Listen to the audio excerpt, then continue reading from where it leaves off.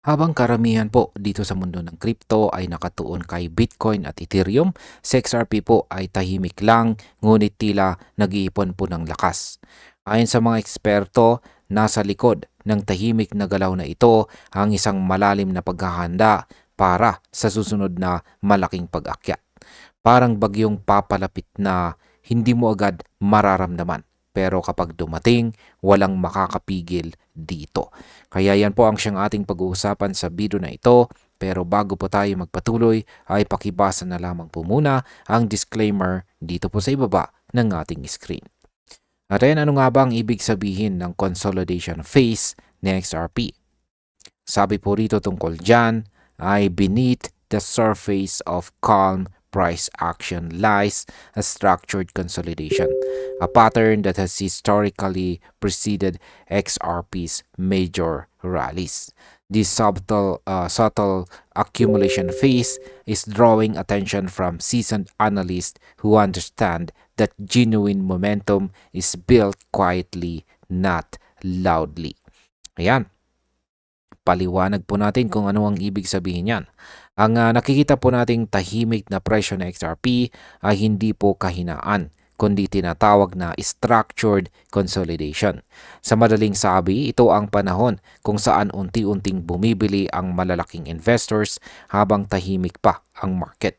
Sa nakaraan, ganitong pattern din ang nakita bago po sumabog ang presyo ng XRP noong nakalipas na taong 2017 at saka 2021. Kaya marami pong analyst ang nagsasabing ito na ang sinyales ng bagong cycle.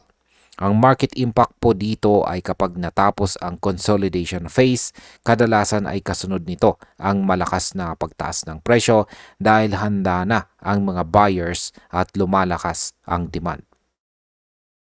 Ngayon ay paano naman po nakatulong ang legal clarity kay XRP?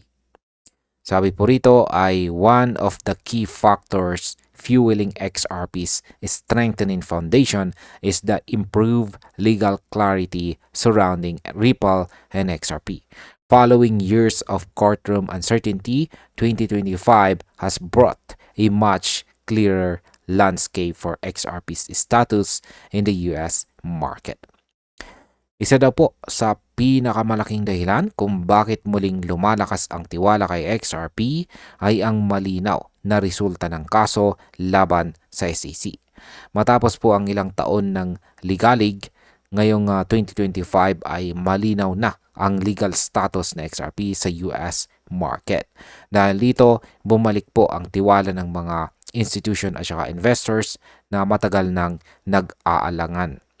Ang legal clarity na ito ay parang green light para sa mga malalaking kumpanya na gustong gumamit kay XRP. Sa market impact, ang legal clarity ay nagbibigay po ng kumpiyansa sa mga institutional players. Kaya mas posibleng tumaas po ang inflow ng capital sa XRP ecosystem.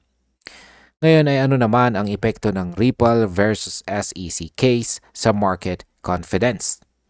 Sabi rito ay the conclusion of the Ripple versus SEC legal battle restored institutional confidence and opened the door for renewed integration within global payment systems.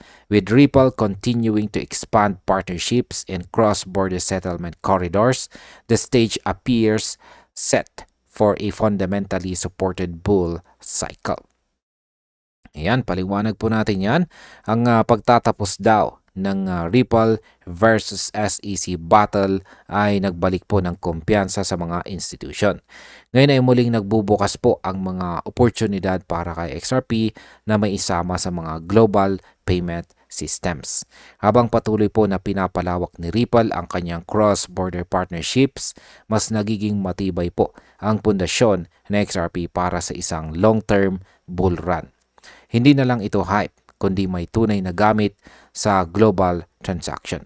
Sa market impact, kapag lumawak pa ang paggamit kay XRP sa mga bangko at remittance partners, tataas po ang real-world demand nito at magtutulak sa presyo pataas.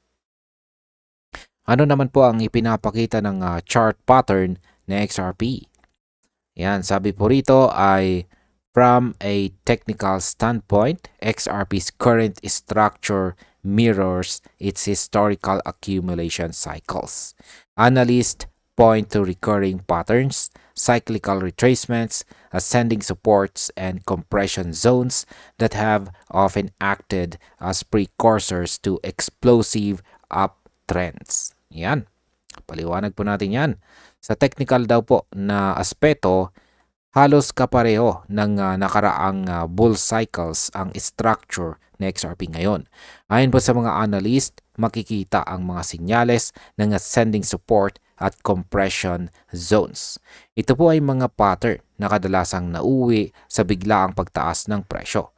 Ang ganito pong pagkakahawig ay nagpapakita na si XRP ay muling bumabalik sa eksaktong setup bago po siya sumabog noong mga nakaraang taon. Ang market impact po dito ay ang ganitong structure ay karaniwang indikasyon ng accumulation bago ang breakout. Kaya marami pong traders ang nagsisimulang mag-ipon muli ng XRP habang mura pa. Ano naman ang sinasabi ng mga analyst tungkol sa cycle ni XRP? Yan, sabi naman po rito ay according to market observer International, XRP is retracing its cycle pattern, gathering strength, quietly preparing. He emphasized that patience will be the most profitable weapon in this cycle, suggesting that the asset is nearing the end of its accumulation phase. Yan. Ayon daw po sa market observer na si International, si XRP po ay kasalukuyang nagre-retrace ng kanyang cycle pattern. Ibig pong sabihin ay unti-unti itong bumabalik sa dating ritmo na nagpapahiwatig ng paghahanda para sa susunod na rally. Binanggit din po niya na ang pasensya ang pinakamabisang sandata sa cycle na ito.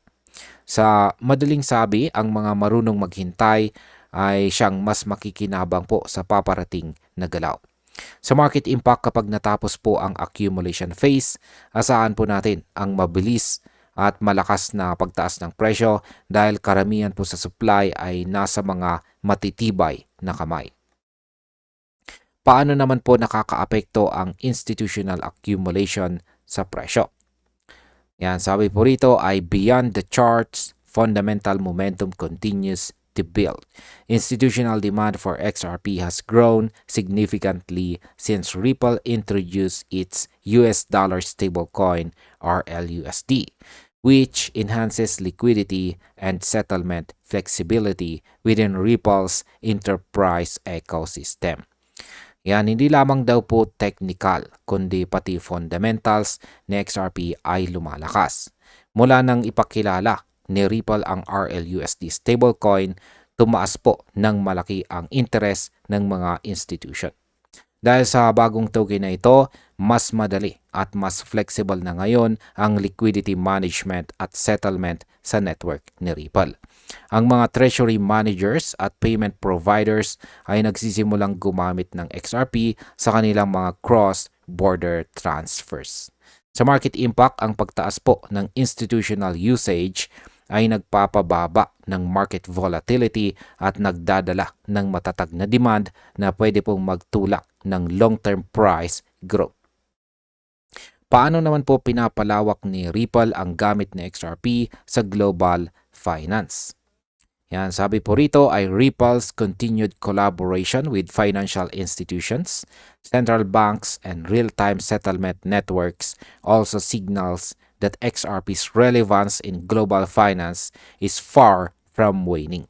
These developments create an environment where both technical and fundamental factors align, a rare convergence that often precedes market revaluations. Yan po.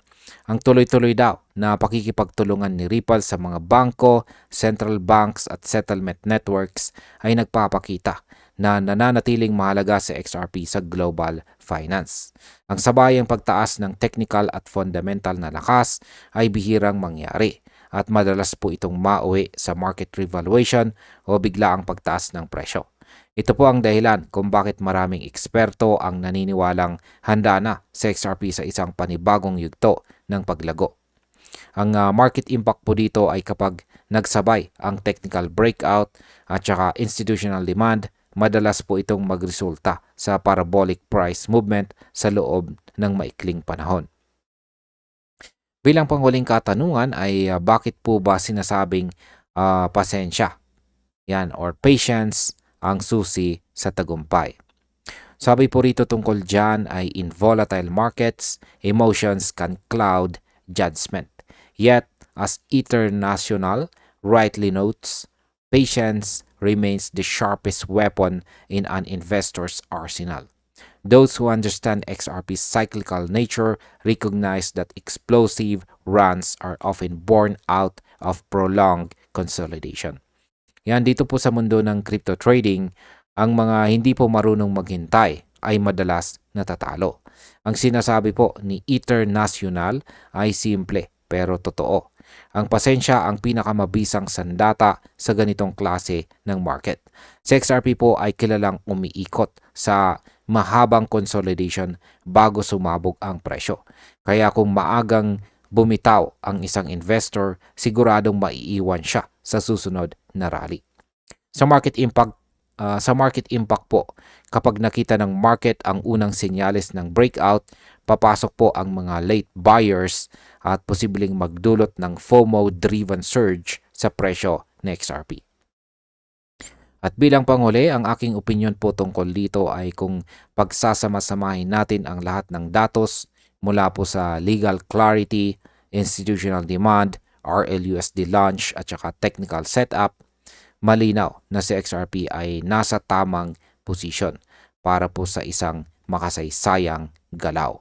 Pero gaya po ng sinasabi ng mga eksperto, ang susi dito ay pasensya at disiplina. Hindi po kailangang magmadali dahil ang mga malalakas na cycle ay dumarating kapag handa na ang market. Para po sa atin bilang mga traders at investors, ito po ang panahon para pag-aralan ang chart, bantayan ang volume at maghanda sa posibleng pagsabog ng presyo. Tulad po ng sabi ng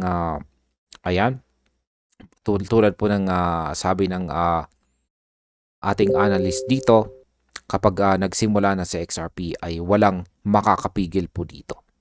At ayan, hanggang dito na lamang po tayo sa video na ito mga ka-crypto. Maraming salamat sa panonood.